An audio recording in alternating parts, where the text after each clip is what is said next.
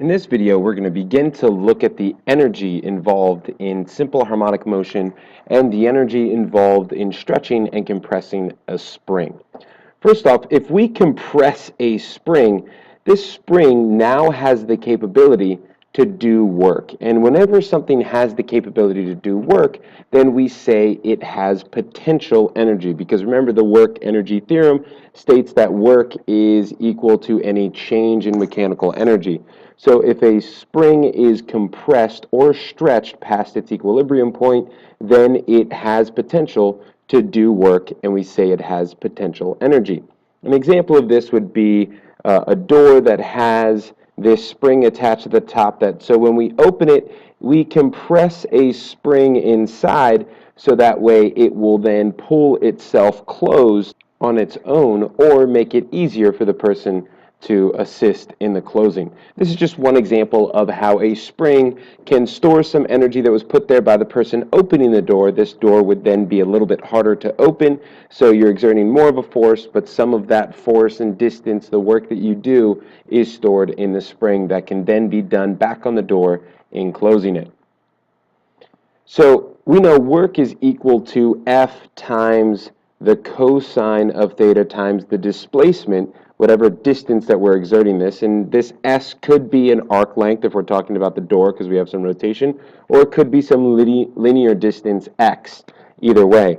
And we also know that this force, if we're talking about a spring, is going to equal k times x. And if we have two different positions of the spring where we have an initial length and a final length, the distance that we exert this force and move it will be the difference of those two positions. And we know our force, our average force, is going to be the force required for each of those positions added together and divided by 2. And as long as we're doing this in the same dimension, we can have cosine of 0, or angle between our force and displacement will be 0. And this gives us, we do a little algebra here, and it gives us the work done in an elastic system is going to be 1/2 k times x squared minus 1/2 k times x squared, the final position. So what we're talking about here with these initial and final positions is we're looking at some position past the equilibrium point here and some position closer to the equilibrium point, or it could even be further away from the equilibrium point. This difference right here is our delta x, and so the work to get it from one point to the other is going to equal this difference right here of the 1/2 kx squared minus 1/2 kx squared with the x's in their respective places. Using the work energy theorem, we see that, well, if work is equal to this difference, we know work is equal to a change in energy, whether that's potential or kinetic, and we know that with springs we have this potential energy that we're storing. This gives us the definition of elastic potential energy. And the elastic potential energy is the energy that a spring has by virtue of being stretched or compressed. So the work is being done ahead of time, giving it energy. So work is being done on the spring to stretch or compress it. That spring now has energy stored in it. Just like lifting something up a flight of stairs, we do the work to lift the object, and now that object has stored energy. For an ideal spring, now this is in an ideal case where the spring doesn't have any friction or any issues in the coil, the elastic potential energy is going to equal 1/2 kx squared. And so this comes right from that other slide looking at the difference in those positions is the work done to go from one point to the other. Well, this tells us that the distance that we're compressed or stretched, square that, multiply by the constant, take half of it, and that gives us the elastic potential energy. The units for elastic potential energy are just like any other energy or work, and they are measured in joules. And so when we stretch or compress this spring a given distance, that distance right there, we take that, plug it into our formula, and we can find, one, the work done, and the amount of energy that is stored in this spring mass system. Let's take a look at a conceptual example here. And let's say we have a box that is attached to a spring and it's on a frictionless surface, so we can ignore any frictional forces between the box and the surface that it's sliding on. And we stretch it some amplitude A away from the equilibrium point. And so we're doing work on it, we're storing some energy in it, and then we release this, and this starts to oscillate back and forth.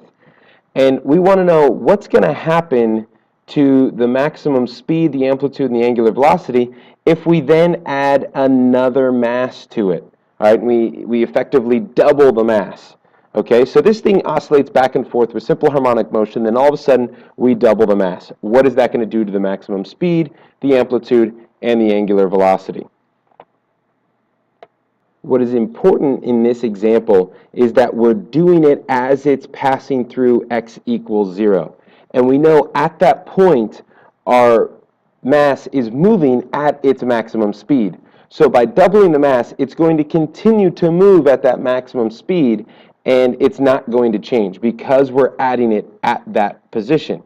And so what happens is the maximum speed remains unchanged. This stays the same, so it's still going to equal that V max. But what does that do to the energy? We're doubling our mass, so now our new kinetic energy is going to be twice that of the initial kinetic energy because we've just doubled our mass, and kinetic energy is 1/2 mv squared. If our maximum speed is staying the same, then our kinetic energy is going to double here because we're doubling the mass. Well, if our energy is doubled, our kinetic energy is doubled, that means the energy that will then be stored in the spring when it compresses also doubles. So how does that affect the amplitude? Well, we know the amplitude with the elastic potential energy, okay, that is going to equal 1/2 kx squared, where x squared is our amplitude. Well, if this is going up by a factor of 2, that means that x squared is going up by a factor of 2, so our amplitude is going up by a factor of radical 2. And so we increase our amplitude by radical 2. So we are now covering a greater distance on either side of the equilibrium point because we have more energy. More energy is being stored in the spring, more energy is being converted into kinetic energy at the equilibrium point, and back and forth. Now, how does this affect the angular frequency? Well, angular frequency, we have to go back to looking at simple harmonic motion. We know angular frequency is equal to the square root of k over m. Well, what's happening to m here? We're increasing by a factor of 2, but that increasing is 1 inside of a radical and 2 in the denominator. So that means the angular frequency has to decrease by a factor of radical 2. So maximum speed stays the same, amplitude increases by a factor of radical 2, angular frequency decreases by a factor of radical 2. Let's take a look at another example here. Let's say we have a 0.2 kilogram ball and it's attached to a vertical spring. The spring constant is 28 newtons per meter, and when released from rest, how far does the ball fall before being brought to a momentary stop by the spring? So we have the mass attached here, and then we release it, and it's going to drop some height from where we're holding it to where it's at its relaxed length. And so we need to examine the forces acting on it and the energy involved. So we know that with this system, the energy we start with is going to equal the energy we end with. Well, what do we start with and what do we end with? Well, we have all of our possible energies, mechanical energies, kinetic. So with our expression, we have kinetic here, rotational kinetic energy, gravitational potential energy, and we have our elastic potential energy. And we just have y here because we're talking vertical as opposed to x being squared. So we look at all of these and we see, well, which ones do we have, which ones do we not have? Well, we know right away we can get rid of rotational because we're not rotating.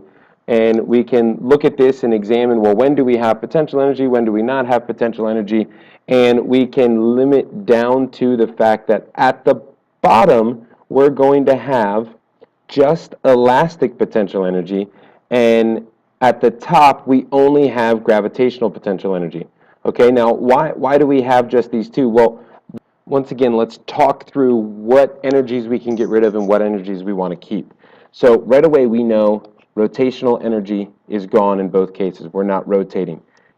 Kinetic energy is gone because we're not moving at either the top or the bottom. Now, at the top, we do have some height that we are positioned above our 0 point in the end. So in the end, our final position is 0. We're saying that that's our 0 point, so we have no gravitational potential energy in the end. However, at the beginning, we do have gravitational potential energy, but we don't have any elastic potential energy because this is an unstrained spring. So that means that our elastic potential energy in the end is equal to our initial gravitational potential energy. Well, what is our initial gravitational potential energy? It's mgho. And what is our stretched length? Well, it's that same distance, that same height is going to be our stretched length. And so by solving for that stretched length in this equation, we find that it has to be about 14 centimeters. We're going to finish this video by talking about a pendulum, and a simple pendulum that is ideal and will continue in simple harmonic motion. And so a simple pendulum consists of a particle attached to a frictionless pivot by a cable of some negligible mass. So think of a mass on the end of a string or at the end of a rope or something along those lines that is oscillating back and forth. And we can find the angular frequency to be the mass times baby g times the length of this pendulum arm divided by the moment of inertia. Okay, and I'm not going to derive where that comes from here, but it's just using some rotational torque equations, and we can arrive at that. Well, we also can look at the fact that the moment of inertia is just going to be mr squared, which in this case will be ml squared if we're talking about here is some pendulum, and this length is L, and this has a mass of m. Then this simplifies to omega is g over L inside of a square root, and that's baby g over L, meaning the length. Now, this works for small angles. Now, what do I mean by an angle? That's this angle right here that we displace the pendulum and let it start to swing back and forth. If we pulled this thing all the way up so it's parallel to the ground, this isn't going to hold up because there's going to be slack in the string and some things are going to screw up. But for small angles, we will see that the angular frequency is equal to the square root of baby g divided by L. Well, there's two implications of this. One, we can determine the length of a pendulum by just measuring the angular frequency, or we could determine the acceleration due to gravity by observing the angular frequency of a pendulum. So an example here, we want to determine the length of a simple pendulum that would swing back and forth in simple harmonic motion with a period of 1 second. Now, why would we want a period of 1 second? Well, these are in your grandfather clocks, any of those big clocks that have a pendulum that swing back and forth, and that will give us a consistent time, and that 1 second can help run the gears of the rest of the clock. And so what is that length going to be? Well, we need to find our angular frequency, and that's 2 pi times f, or 2 pi over the period t, and that's equal to the square root of g over L. Well, solving for our length here, we can find that L is equal to t squared g over 4 pi squared. Substitute in all of our known, and we see that the length needs to be about 24.8 centimeters, or 0.248 meters. So if you want to design a clock that has a period of 1 second, then you need the length of your pendulum to be just under 25 centimeters.